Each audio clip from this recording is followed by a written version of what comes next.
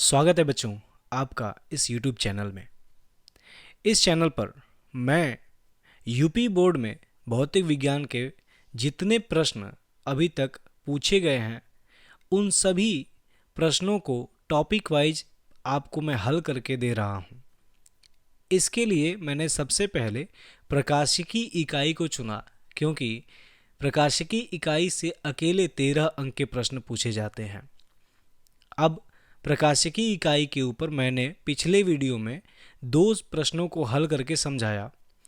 अब हम लोग उसके आगे जो प्रश्न हैं उनको हम लोग समझेंगे। तो ये जो भी प्रश्न हैं ये सभी आप देख सकते हैं यहाँ पर। ये जो कोड 346 FS है उस पर आधारित है, यानी उसी प्रश्न पत्र से हम लोगों ने इस प्रश्नों को लिया है और इन प्रश्नों को हम लोग समझेंगे। तो पहला प्रश्न, यदि कांच के एक पतले प्रिज्म को जल में डुबो दें तो सिद्ध कीजिए कि प्रिज्म द्वारा उत्पन्न न्यूनतम विचलन वायु के सापेक्ष 1/4 रह जाएगा। तो ये प्रश्न क्या बोल रहा है कि यदि कांच के एक पतले प्रिज्म को जल में डुबो दें, ये प्रिज्म को जल में डुबोने की बात कर रहा है। तो ये जल में डुबोने के बाद क्या होगा कि जो प्रिज्म द्वारा उत्पन्न न्यूनतम विचलन यहाँ पर सिर्फ बोला है, आप उसको समझते हैं कि ये न्यूनतम विचलन कोण है। तो वो जो न्यूनतम विचलन कोण जब ये प्रिज्म वायु में रखा रहेगा उस समय इसके न्यूनतम विचलन कोण के 1/4 रह जाएगा। यही हमें सिद्ध करना है। और उसके बाद यहाँ पर जो दिया है, यहाँ ब्रैकेट में लिखेंगे दिया है ANG बराबर 3/2 और ANW बराबर 4/3। ये 2 मान दिया है। अब यहाँ पर इसके हल को हम लोग समझेंगे। यहाँ देखिए लिखा है ज्ञात है कांच यानी कि ग्लास। अब यहाँ ग्लास क्यों लिखा हूँ, क्योंकि यहाँ देखिए आप संकेतों को, तो यहाँ पर आपको G दिख रहा है। ये G उसी कांच के लिए लिखा गया है जिसका प्रिज्म बना हुआ है। उसके बाद यहाँ पर देखिए कांच यानी ग्लास का वायु यानी एयर के सापेक्ष अपवर्तनांक कितना है, ANG। यानी ANG से किसको प्रदर्शित किया गया है, कांच का, G से ग्लास यहाँ पर, और किसके सापेक्ष है, एयर।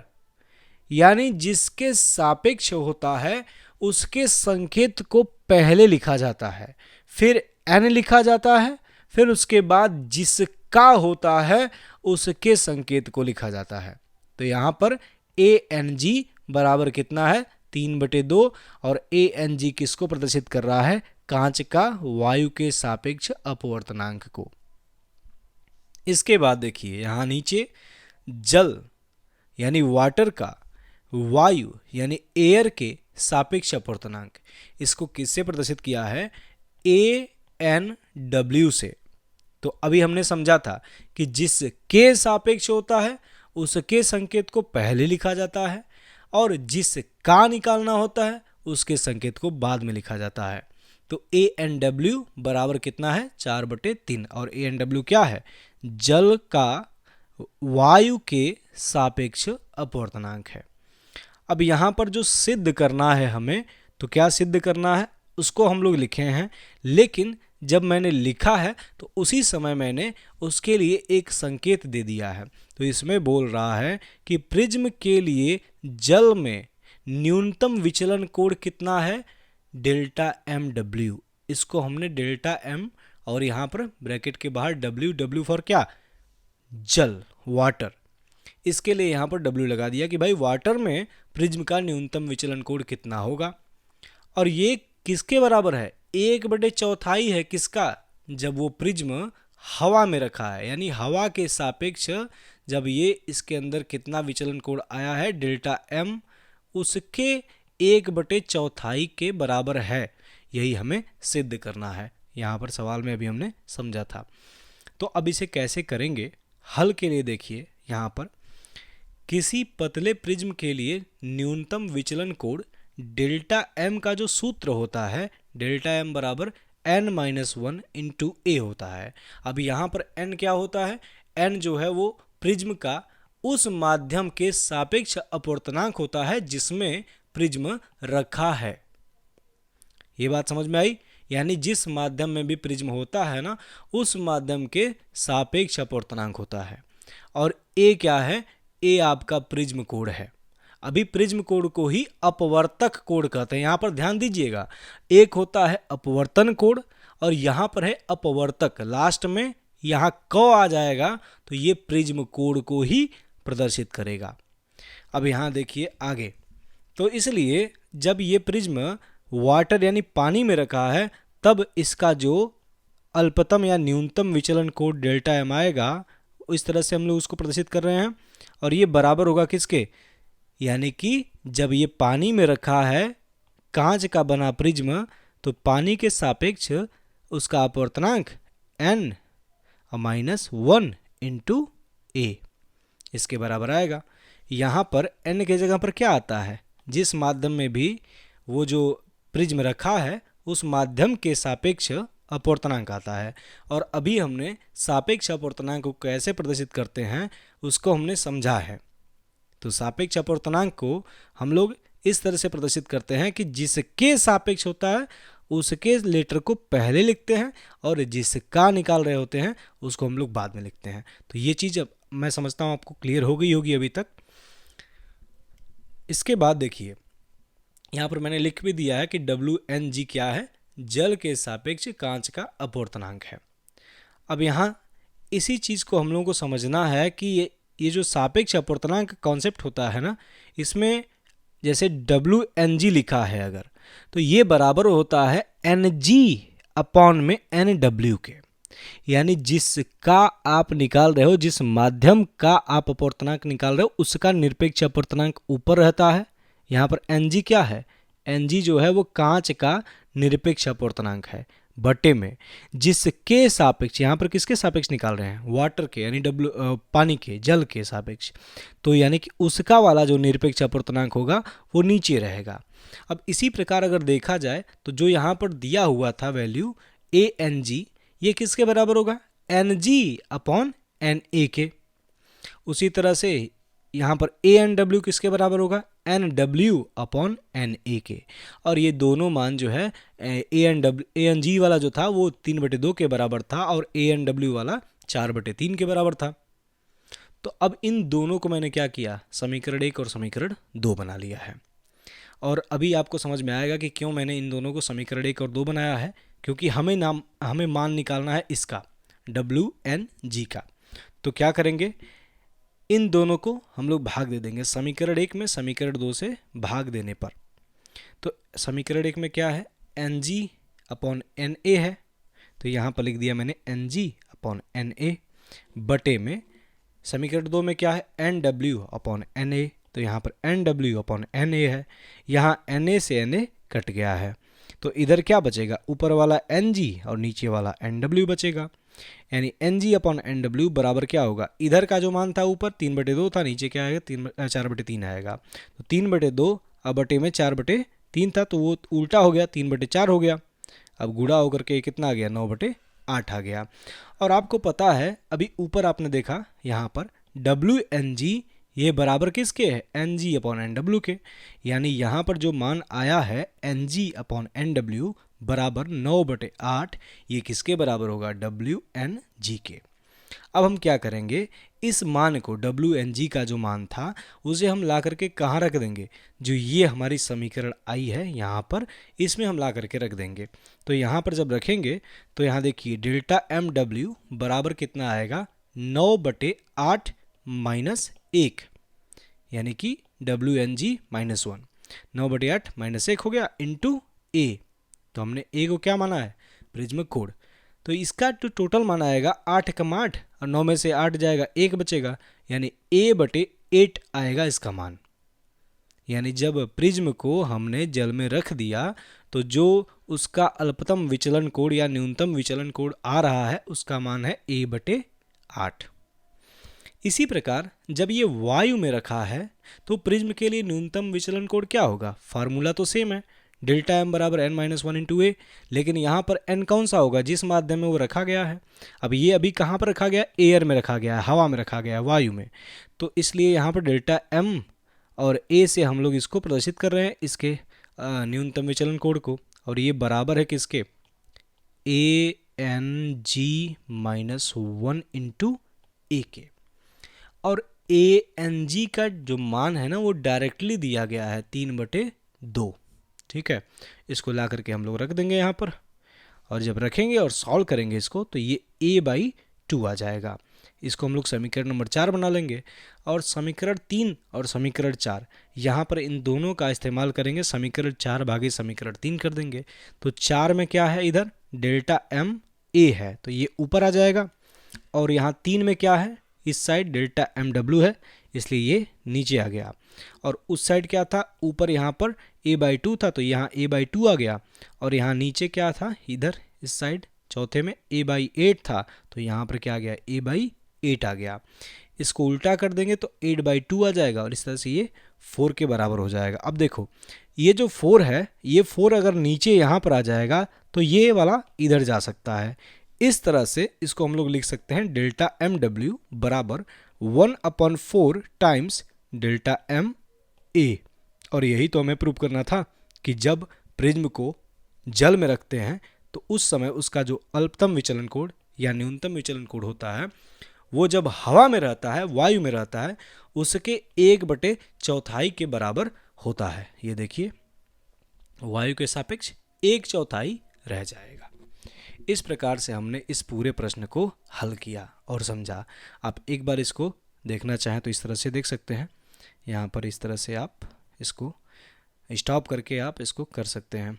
आप इसका एक बार प्रैक्टिस करिएगा, ठीक है। अब हम लोग अगले प्रश्न की तरफ बढ़ते हैं। तो अगला प्रश्न ये रहा।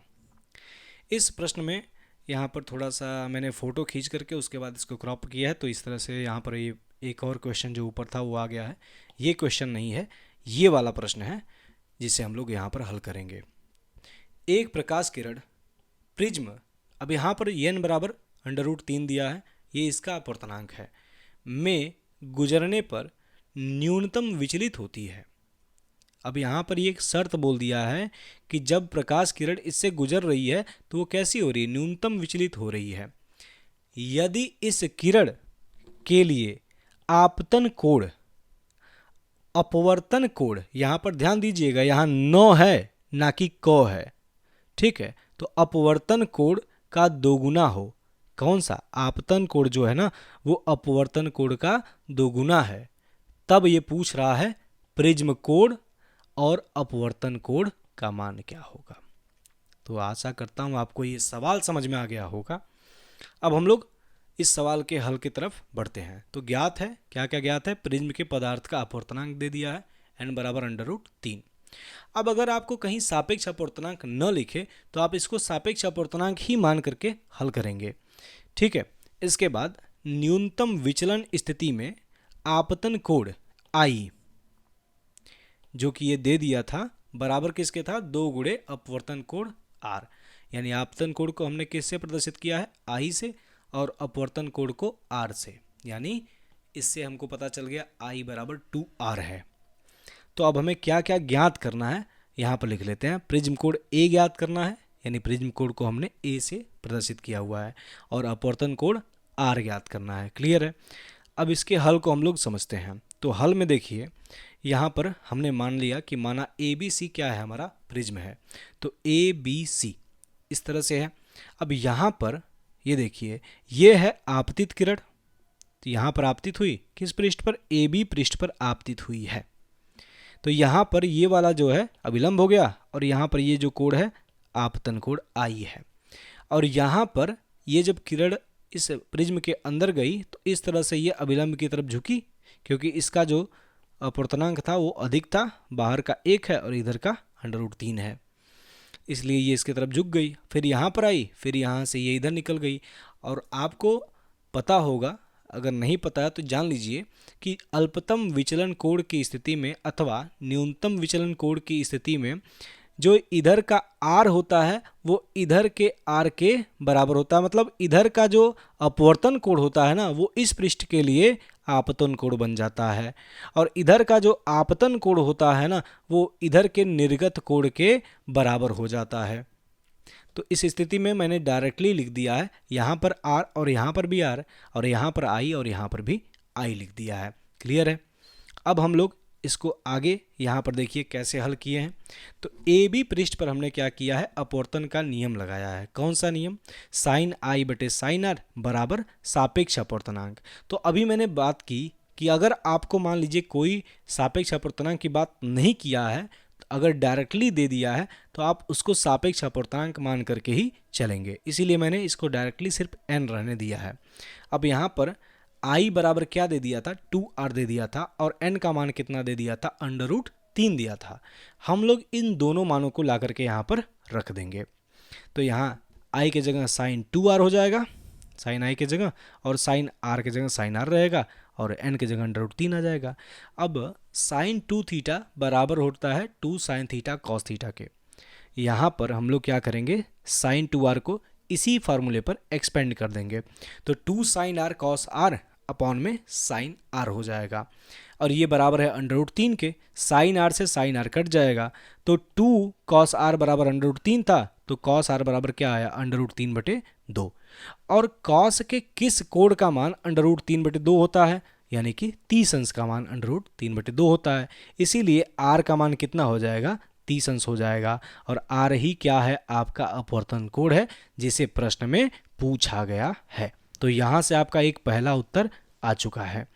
अब दूसरा उत्तर आप कैसे लाएंगे, तो इसके लिए आप ज्योमेट्री का इस्तेमाल करेंगे, और ज्योमेट्री में जो कंडीशन दी गई है कि अपवर्तन कोण जो अल्पतम विचलन कोण है उसकी कंडीशन का इस्तेमाल किया गया है।